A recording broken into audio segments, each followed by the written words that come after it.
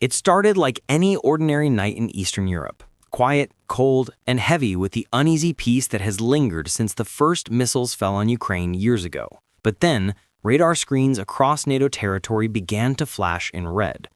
At first, Polish operators thought it was a system glitch. Romanian defense units assumed it was weather interference, and in Estonia, a young radar technician whispered, "This can't be real."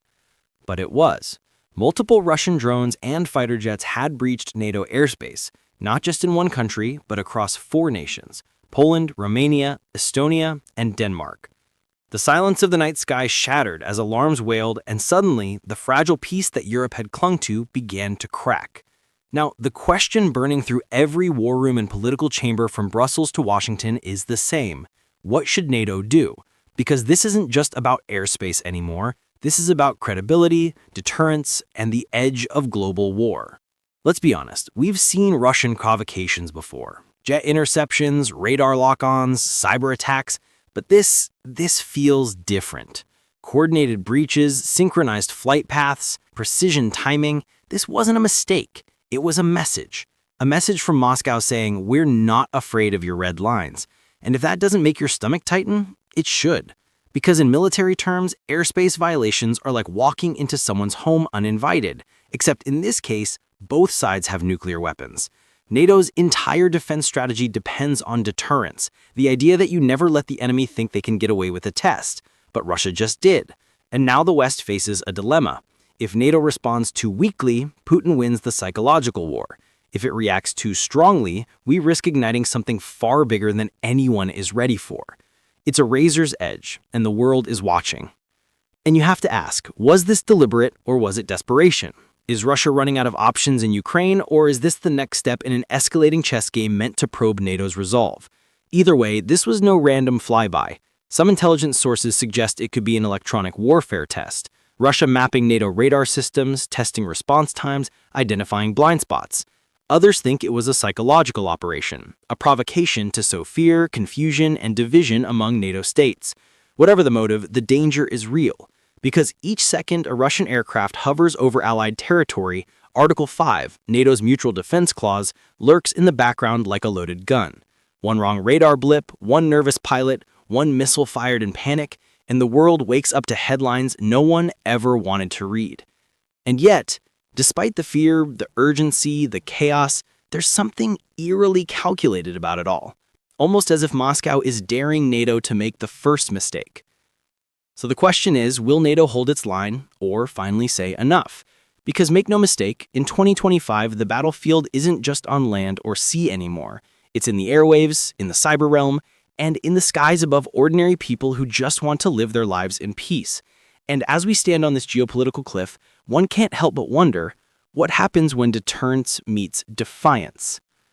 In the days following the airspace breaches, the tension was almost tangible, like static before a storm.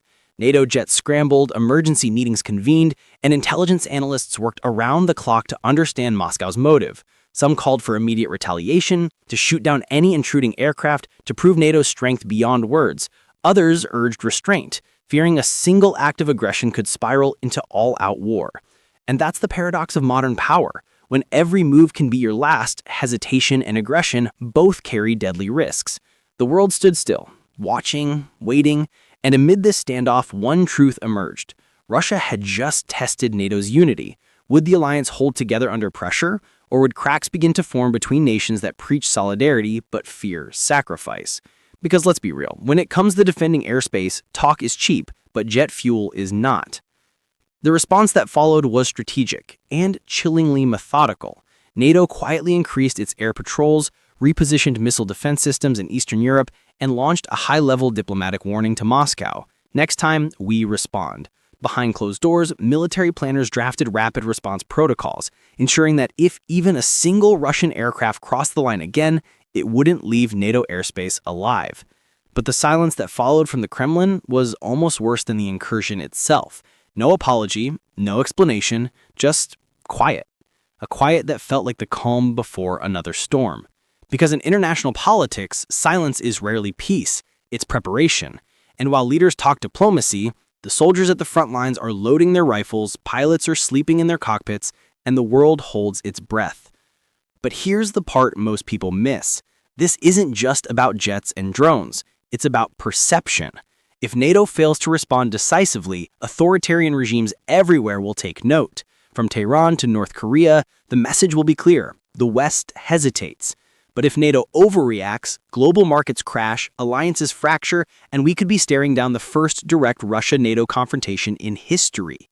The stakes have never been higher, and the margin for error has never been thinner. The next few moves will define not just Europe's future, but the entire world's balance of power for decades.